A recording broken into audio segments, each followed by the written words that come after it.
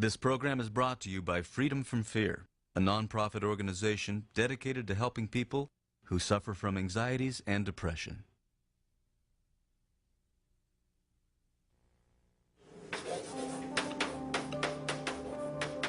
Remember back in high school, that quiet kid in the class who never raised his hand? There's always outsiders in every high school, but I mean, I felt like I was on the outside of the outsiders. And how about that coworker of yours who hardly speaks at meetings? If they ask my opinion on something, I just, I get very frightened. We've all known people like this before, and we've all suffered through our own share of shyness. Do you brush your teeth every day? But for some people, shyness goes way beyond what you could ever imagine. This documentary will take you on a journey into the world of people who suffer from social anxiety disorder, the third most common mental disorder in our country after depression and substance abuse. What does it feel like to suffer from this disorder? It's a feeling of terror, like a life and death situation. There's another aspect. How does it affect families? It's a chemical situation that has affected just about all 11 aunts and uncles of mine, and it's now come down to second and third generations. What causes it? We've recognized the disorder. We've described it. We understand something about the biology, a lot about how common it is in the population. And how can you get help? If somebody does have social anxiety disorder, they should know that there is very effective treatment, and treatment that's very safe and well tolerated. I want to be confident, I want to be outgoing, I want to have a lot of friends. I'd like to move up in my career. I really think I have a lot to offer. I just have to get past this awful fear. One of the things that strikes me is that there's all this lost potential in a group of people who tend to be our most sensitive and often our most caring. So it's like those are the people we need to get out.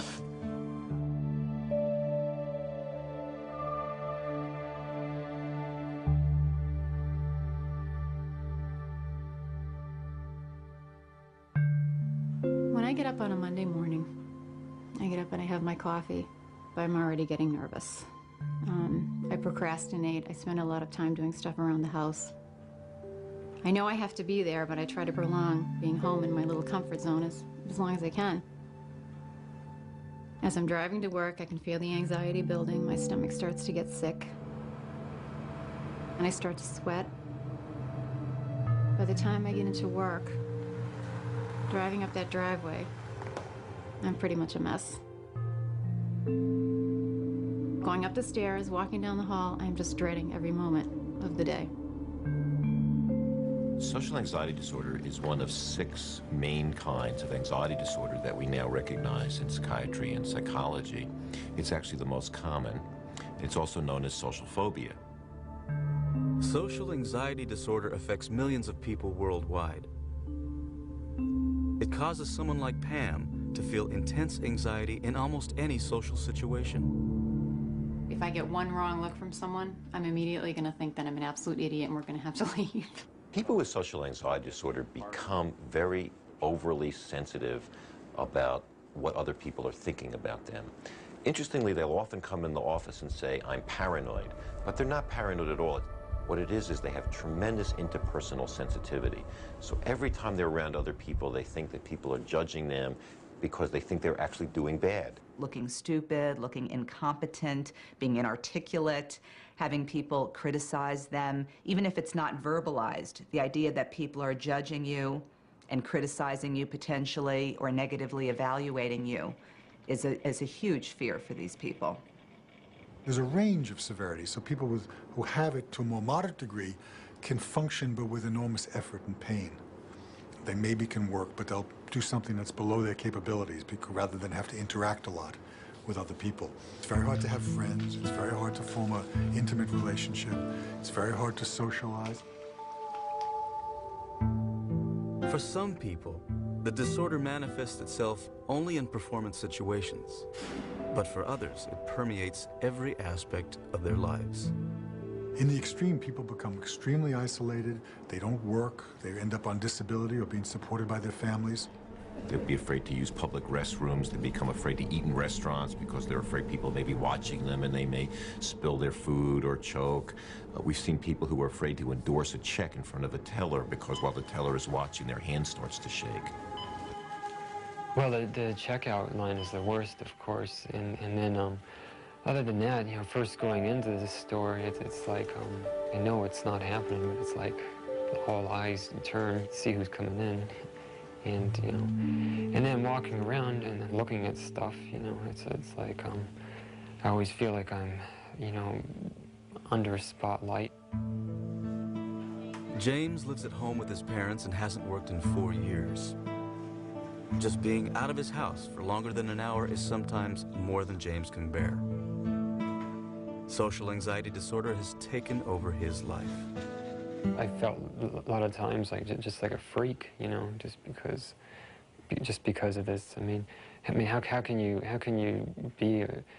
be so actually afraid of other people? I mean, it doesn't. I've never heard of that. We've all experienced moments of shyness, but suffering from social anxiety disorder and being shy are two very different things. Shy people may be uncomfortable or not like doing certain things, but they're able to do them. Whereas the people with social anxiety disorder get these actual panic attacks and really cannot do these things. While socially anxious people are often limited by their disorder, shy people play an important role in society. Our society rewards with a great deal of dignity and economic reward those who like to work alone, like computer programmers, scientists, poets, writers.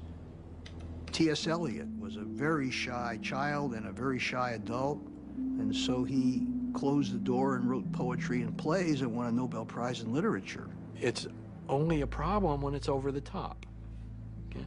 When it incapacitates us, when it keeps us from getting to do the things that we want to do in life, when it robs us of pleasure, when it keeps us from working, when it keeps us from having relationships, it's a problem. The worst time for me was in a particular meeting where I was having a panic attack, and I still can remember the feeling of just being frozen. I didn't want to turn my head at all. You know, I was afraid to look at anybody on the side of me. Just sweating and just having this feeling of being outside my body, kind of looking down on me. It's a feeling of terror, like a life and death situation, basically. And it's totally unrealistic, but that's how I feel inside. Chris is a computer programmer. He started a social anxiety disorder website to help others who are going through struggles similar to his own. Right. After years of battling with social anxiety, Chris considers himself 90% better. I feel that I've overcome a lot of the disorder, and I want to show other people that they can do the same. I've come a long way from where I was in the past, and I'm able to handle it. I'm not 100% cured, but I'm able to handle it a lot better. Barb knows social anxiety as a psychologist and as a patient. She lectures on the importance of self-acceptance in overcoming anxiety as she struggles to find that acceptance within herself. I'm a psychologist. I should be able to have myself more together. Just feeling like that somehow that's not cool, you know, but, you know, I'm sure doctors get sick and have to go to doctors and get antibiotics, so why wouldn't psychologists have mental health problems too? One of the hardest things for someone with social anxiety to do is get up in front of an audience. Today, Barbara is doing just that, giving a presentation on social anxiety disorder for the general public. The anticipation of giving a speech is really the worst for me. Sometimes I'm a little bit reluctant and, you know, sometimes get angry or frustrated, like, you know, why do I have to do this? But I don't really have to. I'm choosing to, and part of it is growth. That's why I keep doing it.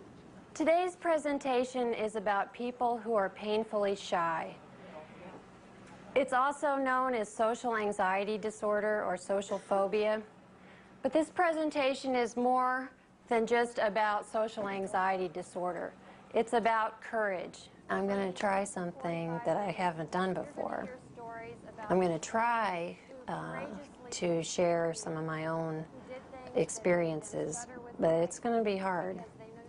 It's not like I go around and tell everybody that, oh, I have this problem with anxiety and, you know, I don't do that.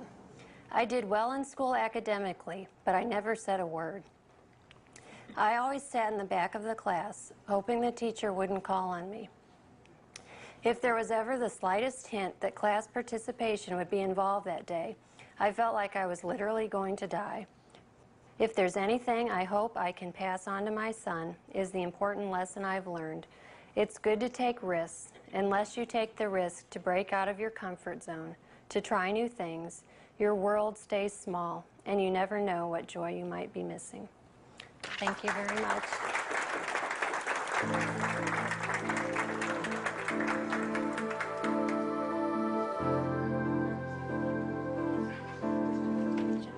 When I'm done and it's over, a lot of times I just feel this huge relief.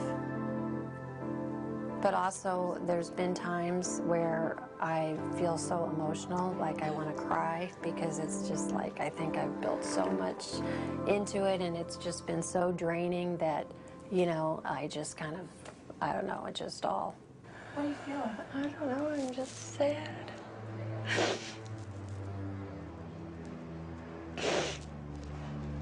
I guess just talking about all the painful times, I don't know. I'm just wondering if I did the right thing to do that.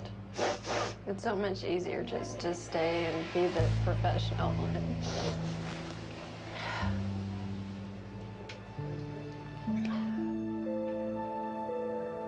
Over the last 2 decades, experts have explored what causes this disorder. We certainly know that it runs in families, so that people who have first-degree relatives, parents, for example, who have the illness are more likely to get it than other people. But that only explains a part of the reason people get it. Many people have a situation where maybe they were humiliated, criticized, rejected, evaluated poorly socially, and then they felt a loss of control, and they felt embarrassed, and there was a lot of shame that they experienced in that moment. And then what happens is they became more and more fearful of those situations. And so more avoidance took place, or just negative perceptions of situations like this. And so they started to then develop almost like a conditioned response to their fear. Of all the adults or adolescents that a psychiatrist would say have social anxiety or social phobia, some acquired it. They didn't have any special temperamental or genetic bias, but some did. The temperamental bias, which is inherited, is not for shyness. What you inherit is a tendency to overreact to anything that's new, novel, unfamiliar. We know that a particular circuitry in the brain of animals is reliably triggered when those animals experience fear in particular laboratory situations, something called conditioned fear. And it specifically involves a brain structure called the amygdala, which is kind of the central part of the brain for fear responses. This structure always fires when anything new happens. You hear a sound you didn't expect, you see a sight you didn't expect, a smell you didn't expect. And we think that the children who are born with this bias to overreact to novelty inherit a neurochemistry that makes this structure, the amygdala, very excitable. In a groundbreaking study, Dr. Jerome Kagan of Harvard University videotaped the reactions of infants to unfamiliar stimuli. His research suggests that some infants have a temperamental bias to experience anxiety. If you were an infant with such a chemistry, then if we showed those infants interesting stimuli they never saw before, like mobiles, colorful dolls that were moved in front of their face, that if you had this chemistry, you would begin to show this motor vigor and begin to cry because we had passed your threshold. That is a sign that you have inherited a chemistry in the amygdala that has rendered it very excitable. Therefore, for the rest of your life, you should be biased to react to unfamiliar things with an initial restraint. Kayla, what did you learn yesterday? Did you have your picture in your desk? Is your picture in your desk? Can you share it with us? Kayla is 7. She suffers from a disorder called selective mutism, which is a form of social anxiety disorder. There are some children that just manifest social phobia this way. They just literally shut down. And they do it with their voice because that's their easiest way of not communicating, not interacting. They find that, and over time they learn, that's like a learned behavior. So they shut down and they don't speak, so no attention will be brought to them. Do you brush your teeth every day? Yes or no? Do you brush them every day? Yes? Are you shaking your head, Jess? I didn't hear it rattle. Shall I come back to you? Okay, I'll come back to you. These children want so desperately to talk, and they can't. The words just don't come out. They can't speak.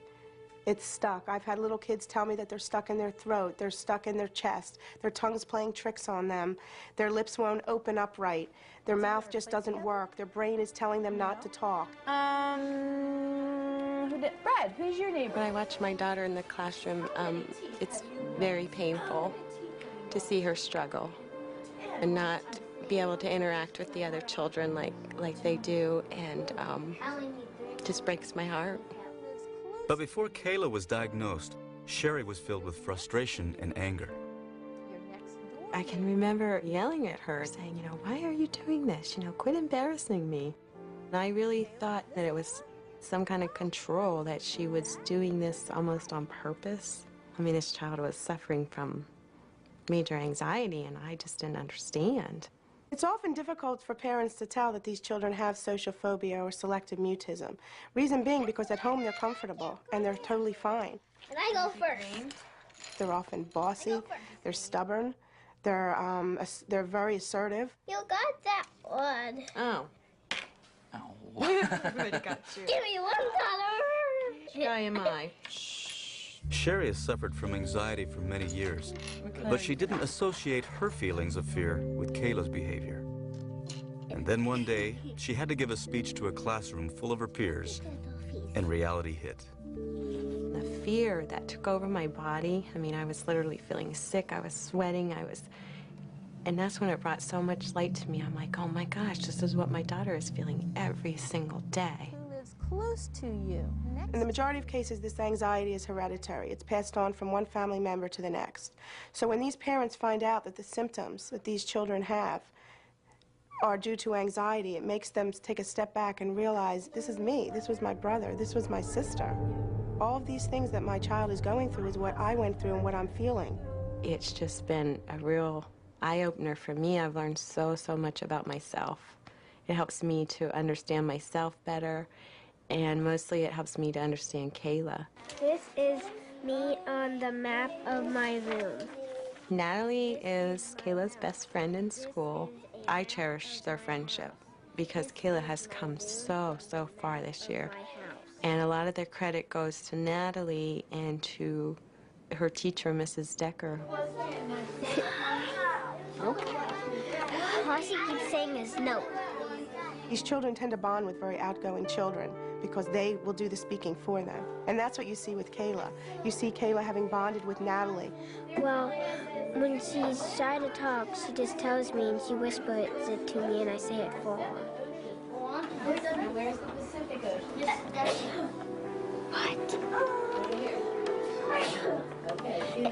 And I made her talk because the first she was reading to me and I keep telling her that she could do it. Kayla's come a long way. She's got good friends in school and she speaks with Natalie. But in order for her to fully recover, Dr. Blum has suggested that she take antidepressant medication. We should start them on very low doses of medication in order to lower their anxiety level. The children are much more receptive when their anxiety is lower. They're able to perform the things that we need them to do. Once Kayla becomes more confident and comfortable in the classroom, she will be slowly taken off her medication. The prognosis of selective mutism, when it's viewed from an anxiety perspective, is excellent. These children overcome selective mutism. So if we can give them the coping skills and develop behavioral techniques to be able to deal with a stressful situation, they're able to carry that over into their life as they get older. Now I try to look at things in such a positive way, and I know that, we recognize the problem and that we're getting help for her, and she's going to overcome this at a young age. And she won't hopefully have to go through the pain all these years that other people do. Kayla is fortunate. She's growing up in a time when many doctors and families are recognizing this disorder in children. But for socially anxious adults like Chris, the diagnosis took years. Last time I came... Chris is visiting his parents' home for the first time since he has started treatment for social anxiety disorder. The conversation brings up painful memories of a lonely child, as documented by his mother Audrey in her diary. But I can see going through this, there's a number of times when I do mention shy, and I mean even one particular place where I'm actually concerned about Chris's personality. He didn't want to leave the yard all last summer. He wouldn't talk or even look at others. He wouldn't go to the neighbors' houses and had trouble with Sunday school and library school. Yeah, I mean, I know there were some problems because I didn't feel comfortable. I remember I'd go down to the bus stop and everybody would sit on one side of the street, and for some reason I would stay alone on the other side by myself. So there's another aspect in our family. I have cousins that have social anxiety situations, but I have lots of aunts that have had phobias. Grandma couldn't walk around the block unless you and Corey were with her because her legs would be like rubber. Aunt B couldn't go on a bus. They all had heart palpitations, anxiety attacks. It's a chemical situation that has affected just about all 11 aunts and uncles of mine, and it's now come down to second and third generations. Very heart-rending to think that you were experiencing these things, and I would have loved to try to help you with it. Social anxiety affects more than the people who suffer from it. It also has an impact on everyone who loves and cares for them.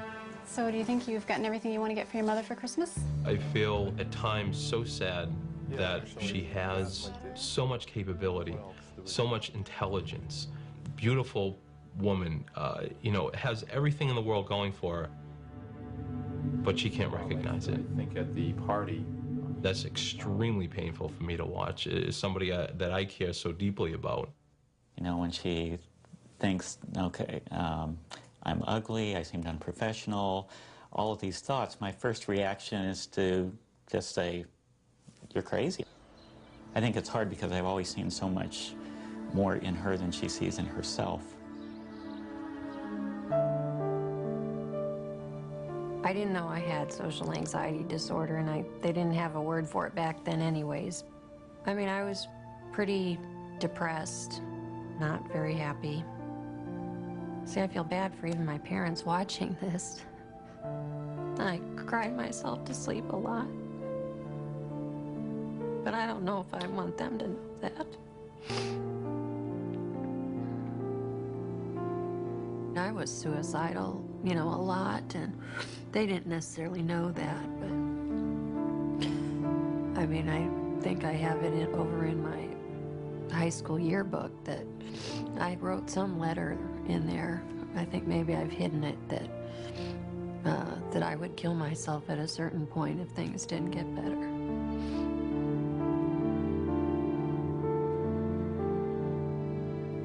In high school, I didn't have too many friends. I was a lot smaller than some of the other kids. I kind of got picked on a lot, beat up a lot.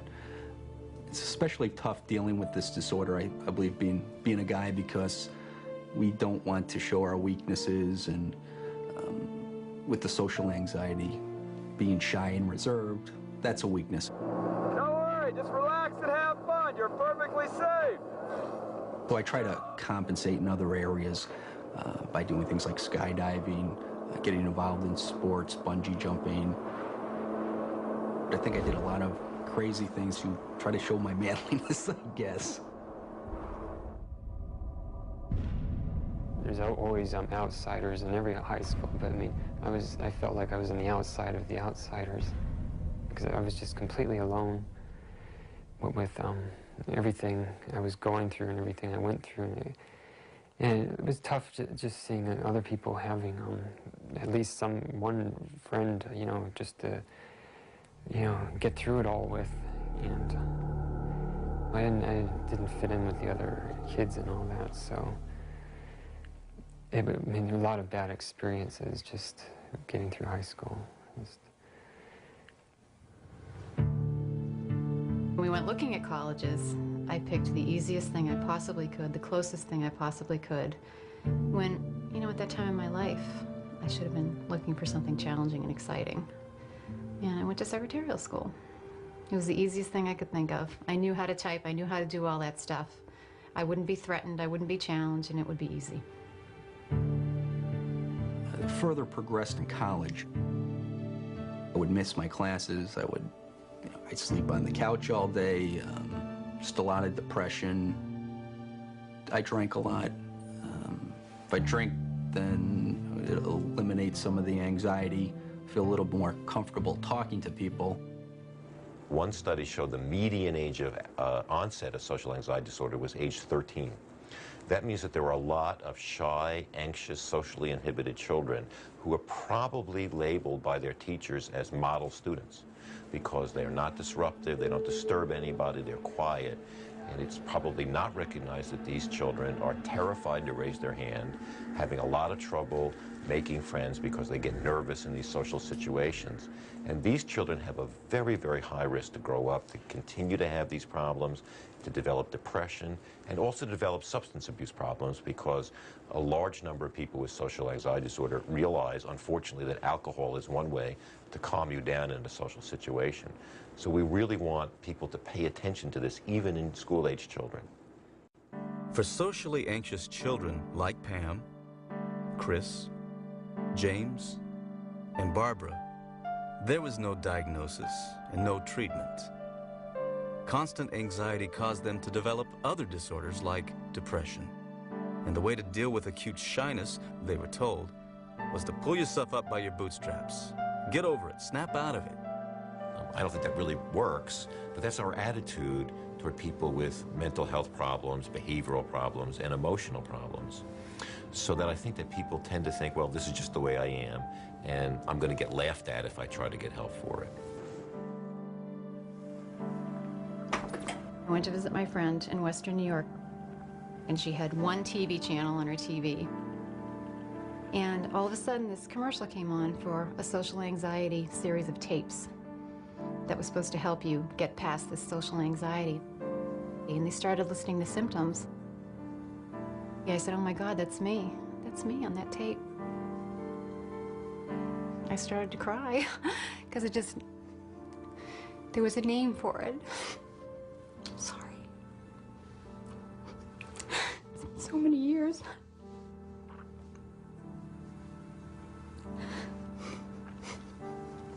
There was a name for it, and something existed. And it looked like I could get help. Sorry.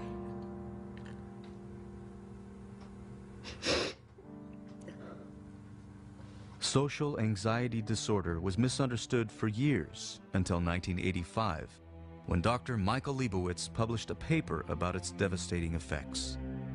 Dr. Leibowitz started the first anxiety disorders clinic in the United States.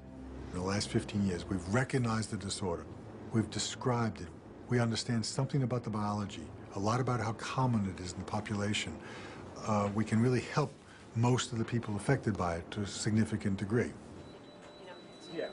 At the New York State Psychiatric Institute, a research team is looking into the brain in a whole new way. Utilizing PET scan imaging, they search for the answer to a puzzling question. How do the neurotransmitters dopamine and serotonin affect patients with social anxiety disorder? Neurotransmitters are chemicals that help pass a nerve signal from one neuron to the next. How do they affect us? Well, when you wake up in the morning, it's because certain nerves are flooding your brain with the neurotransmitter serotonin. Or when you're exercising, your nerve endings release dopamine, a neurotransmitter that helps muscles move more easily. Neurotransmitters affect everything we do, every thought we have, and they have a great influence on our sense of well-being. Think of a neurotransmitter as an electronic messenger that passes a nerve signal from one neuron to the next, throughout the entire body. In order to do its job, it has to move through a small gap between neurons called the synapse and get absorbed by the next neuron. But sometimes, for reasons scientists don't yet understand, that doesn't happen. And when it doesn't, people experience a myriad of problems, including the effects of social anxiety disorder. The reason that really I'm focusing now on serotonin is due to the success of the serotonin reuptake inhibitors, and those are drugs which are all currently being used in the treatment of social phobia. Dr. Kent uses PET scan images in the hope that she can see how the group of antidepressant medications, known as the SSRIs, help neurons absorb serotonin. She starts by doing a baseline PET scan on patients prior to treatment with the SSRI drug paroxetine. In the second column here, we see the baseline PET scan, or the first PET scan that was done before treatment was instituted. And the hot areas, or the brightest areas here, are the areas of the greatest binding or greatest density of the serotonin transporter. After 3 to 6 months of treatment with paroxetine, on rescanning these patients, these images show a significant reduction in hot spots or brightness, indicating that those sites now are occupied by the drug, paroxetine. It does suggest that, at least with this drug, that there is very, very high occupancy of those brain sites. And so you can really see the mechanism of action of how this drug is working in the brain. All the patients really were feeling significantly better and actually functioning better in their social lives, and really overall much less anxious. Social anxiety disorder shows some difference in symptoms around the world. Dr. Roberto Luis Fernandez studies the impact of social anxiety disorder on different cultural groups, and he's found some surprising distinctions. In some Asian groups, for example, the concern is much more about the impact of your symptoms on somebody else, how they feel embarrassed or uncomfortable by you. Whereas here in the United States, it's often about feeling embarrassed yourself. Cultural differences influence how we view social anxiety disorder. They also influence what triggers it. In U.S. Latinos or Latin Americans in general, dancing is very important, and a lot of people I see come in because they're concerned about feeling embarrassed about the way they dance in front of other people. ¿Habla usted español? Sí, hablo un poquito. For new immigrants, social anxiety can be triggered as a reaction to a foreign environment. People who migrate might have been in their countries of origin somewhat shy, but not to the degree where it would have caused a problem. But after migration, they might feel much more difficulty in social interactions because they have to deal with following a new set of social rules, which they may not completely know about or feel comfortable with. Whereas if they had not been in that migrant situation, they may never have had social phobia to that degree or even have received the diagnosis. There are two kinds of treatment that have been proven by good, rigorous scientific studies to be effective.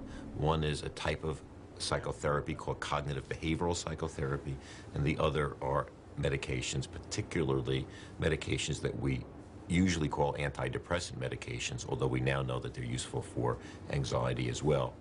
The medications maybe have a little bit of edge in terms of how potent they are, but the cognitive therapy looks more durable in terms of its effects after you stop. So there may be ways to combine the two to really get the best of both worlds. Medication and psychotherapy are intended to change the person, and the person is part biology, part psychology. Dr. Richard Heimberg, director of the Adult Anxiety Disorder Clinic at Temple University, uses cognitive behavioral therapy with socially anxious adults. In this form of therapy, patients learn to change the way they feel by changing the way they think. She won't go out with me. She'll have changed her mind by the time I call her. Okay? Those very, very negative predictions. Right. And the outcome in truth was? She went with me. Pretty amazing how different those things can be, isn't it? And this therapy assumes that part of the anxiety response in adults affected by this disorder is a learned behavior. And like many other learned behaviors, it can be modified through training. A very important piece of cognitive behavior therapy is not only talking about situations, but actually doing. And learning by doing. Is she somebody that you would like to call again? Definitely. Okay. Well, how about we set that up as an agreement between us that you'll call her this week? Sometime in the next day or two, in fact, let's say, because you don't want too much time to pass. Okay, I guess. Will you agree to do it? Yeah, I'll try. Will you agree to do it? Yes. Yeah. Okay. Over time, patients learn to replace their negative, anxious response to social situations with a more appropriate one. The first step in getting better is often the hardest, finding the courage to ask for help. At least now I want to do these things, you know, to reduce the anxiety. Absolutely. I think you're on the road to recovery, you know. Not only that, but just coming here and doing what you're doing is very courageous. And desperation. You could call it desperation. What do you feel better? Calling it desperation or courage? What's going to make you feel better? They're both correct. Well, I guess whatever people want to call it. Yeah, to me, it feels desperate, though. It feels desperate.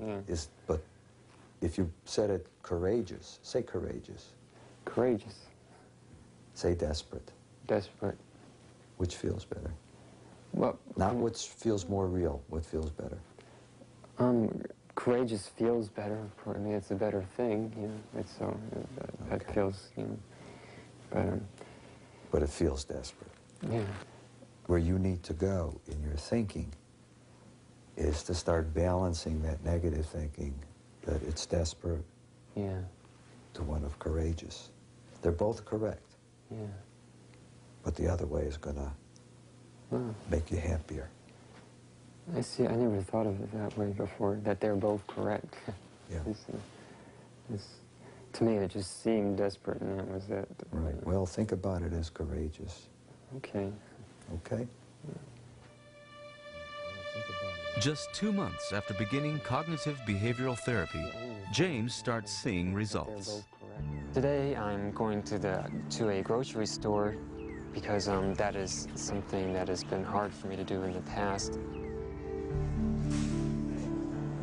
I feel like I've made some progress, you know, in dealing with social phobia. Just like trying to face the things I used to avoid before. I've been using a lot of techniques that I learned from a therapist. I'm seeing a Dr. Caton. One of the ones that helps me a lot is just to remind myself, you know, even if I do feel anxious and, you know, even if it is noticed by other people, or that it's not the end of the world, and, you know, I just think, so what, you know, even if they do see that, you know, about me. No, it's cash. Thanks. You too. It wasn't as bad as I thought it was going to be. I'm learning that about a lot of things lately. You know, nothing is as bad as it seems it could be. Another way James copes with his anxiety is by using a talent he's had for years, turning his experiences with social anxiety into cartoons. I guess it's like with writing, they say write what you know, and it's like, this is something I knew what it was like to go through, so I might as well do cartoons on that, you know.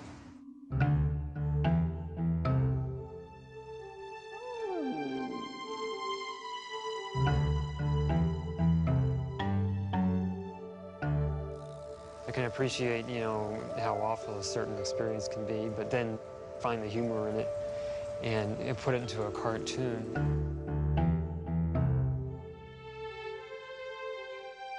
A couple of websites that also deal with this have put them up.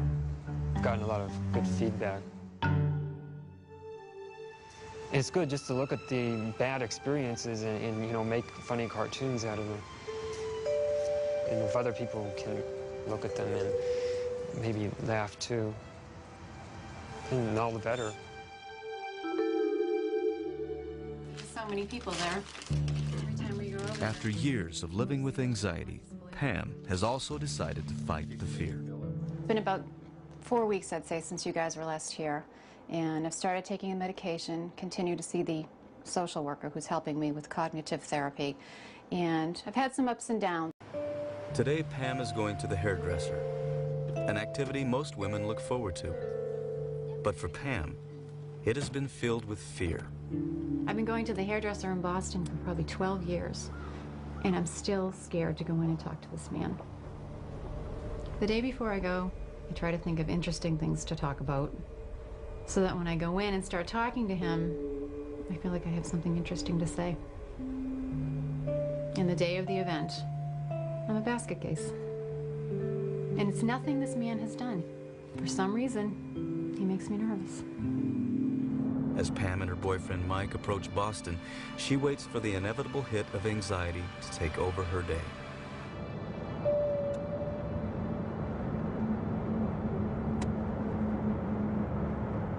Now this is interesting.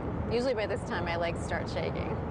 At this point on the highway. In the drive? Well, yeah, because as we get closer to the city, I start getting nervous. Are you nervous yet?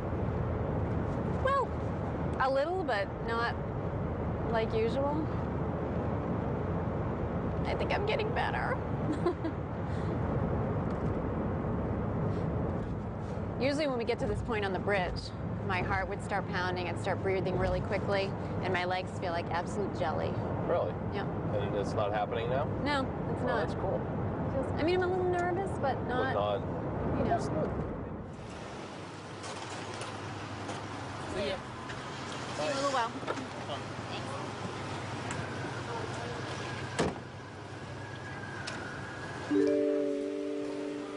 Pam and her hairdresser, Alan, have talked and laughed during their appointments for years. In all that time, Pam never let on that inside she was filled with anxiety. But today, their banter is surprisingly comfortable, and her laughter is real. Oh, it feels great. Because I love to come in here. She loves it.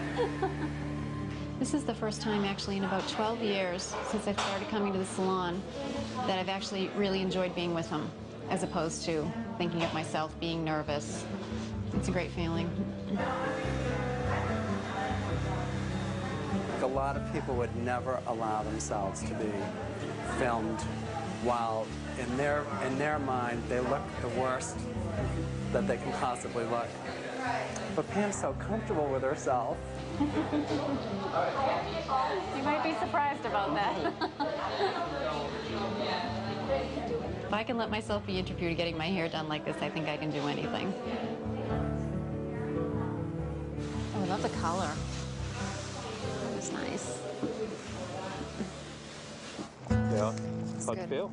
I felt pretty good, actually. I didn't feel as nervous. And they filmed everything, the hair color. Were you embarrassed? A little, no, but not really. I think it must be the medication must be starting to kick in or something.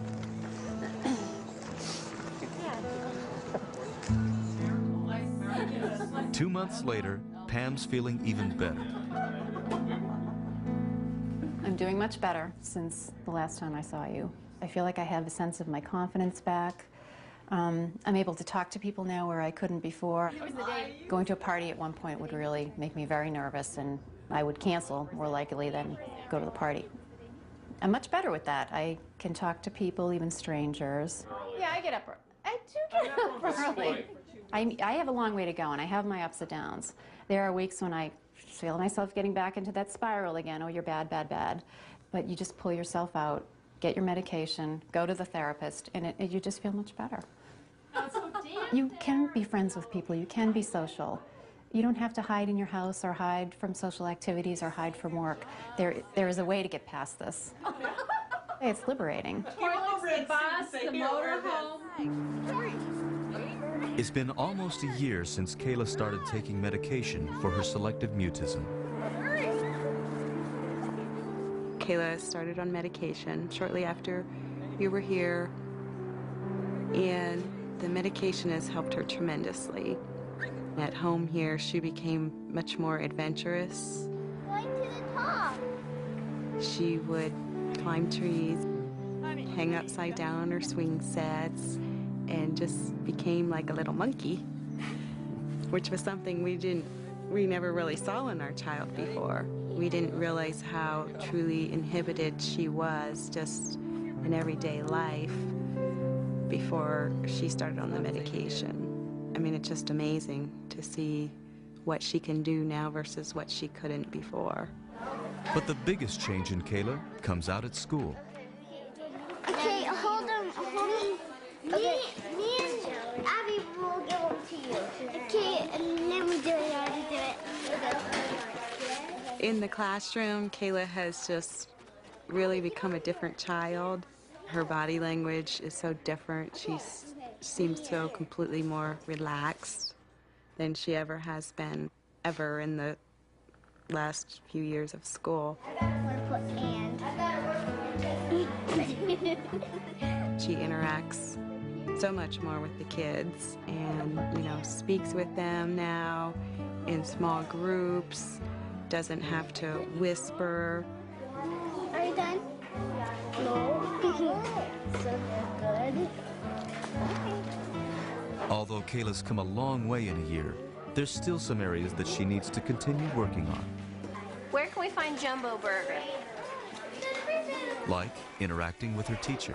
Kayla, do you want to point to the Jumbo Burger? Sometimes she'll just nod yes and no. How much is it? Sometimes she'll say something, but it's usually just one or two sentences. And then other times she won't say anything, and she'll whisper in her friend's ear. And her friend will tell me, the answer. On Christmas morning, Sarah runs to her stocking. Okay. To help Kayla feel more comfortable with her teacher, her parents make tapes of Kayla reading at home that she shares with her teacher after school. On Christmas Eve, Sarah looks out her window. She makes a wish. By doing this, they hope to eventually ease Kayla into speaking with her teacher during class. Hopefully by next year we can get her talking out loud to the teacher and participating in class verbally in front of everybody. We'd be extremely happy. And I think that's realistic. Whether it happens in a year or not, I don't know, but she's certainly on her way there.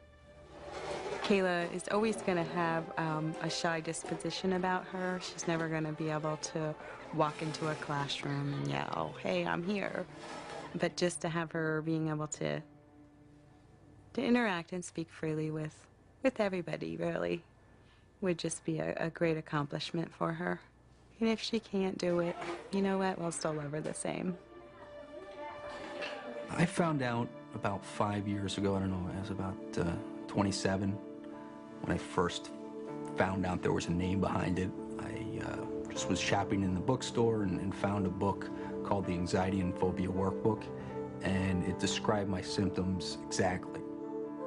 And then I started practicing some of the things that they recommended, learning what was happening to my body, learning how to control those bodily symptoms, and then also dealing with some of the mental thoughts that were going through my head and contradicting those thoughts. Once Chris started combining medication with his therapy, he began to notice a change. I didn't see any results for about 6 weeks, but after 6 weeks, all of a sudden I had this big meeting, and it was with the top 2 people in the company. Now, I never I never have a meeting with those two, so it was like, what do these guys want? And so I go to the meeting, and I just couldn't believe. I mean, I did not feel nervous at all. At that point, that's where I knew that the medication was working for me. And I've been on it for about a year now, and I'm hoping within the next 6 months, I'm going to try to slowly get myself off of it and try to pick up on some of the therapy a little bit more. For many socially anxious people, like Chris, getting better means knocking down the walls of loneliness around them. When I first decided to ask Shirley to marry me, I wanted to do something different, something original. I was talking to my sister, and she thought it might be neat if I made a big sign on the building across from my apartment. So I thought, oh, that's a great idea. So I ended up making this big sign. I think it was about 30 feet. I went over to the building across the street from where my apartment was at. I went up there and started putting the sign together, and I had my sister and her husband across the way in my apartment. They were filming me and telling me if the sign was, it wasn't crooked, and make sure it was straight. Oh God, Chris. They were scared I was gonna fall off the edge. Oh, this is so scary. Finally, I got it out there. Went and picked up Shirley, brought her over to my apartment. I pointed out the sign, and she was like, oh, that's not for me, is it? And then I got down on my knee and asked her. She said yes.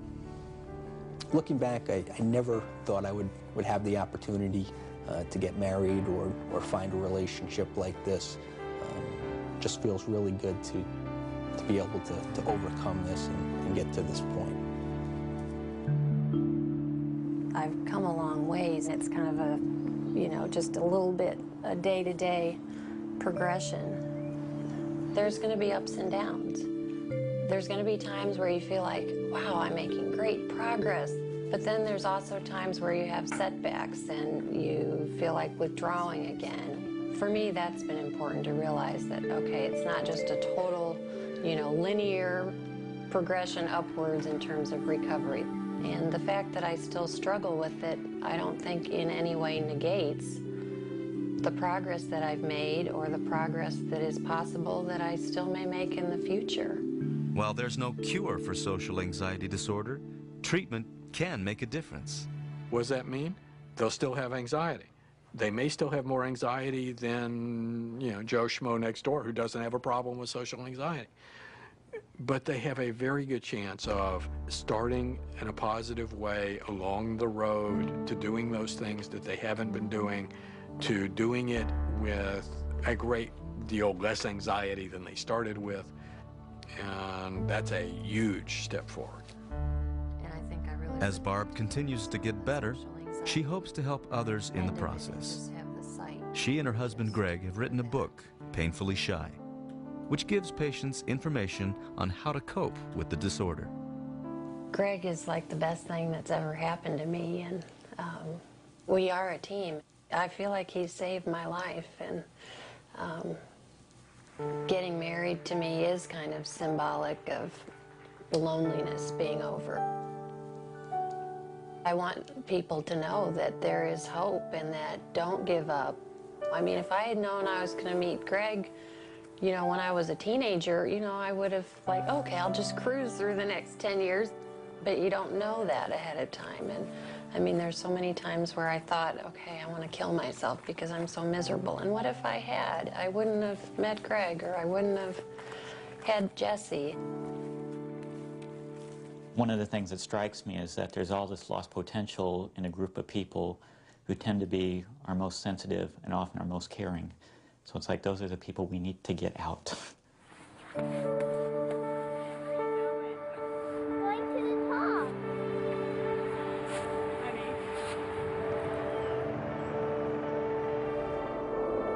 No two paths to recovery are the same. Each patient must find his or her own way to overcome anxiety and fear. I feel pretty good, actually. But for those who have spent their lives being afraid of people, there's no greater feeling than knowing you don't have to feel afraid anymore.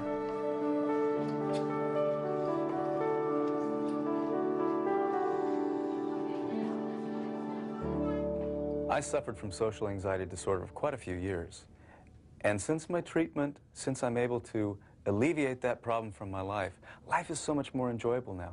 You don't have to worry about what people are saying about you. You don't have to worry about what people are thinking. You don't have to second guess what you're going to say or do in public and think somebody's going to laugh at you, because you can just be yourself and enjoy life.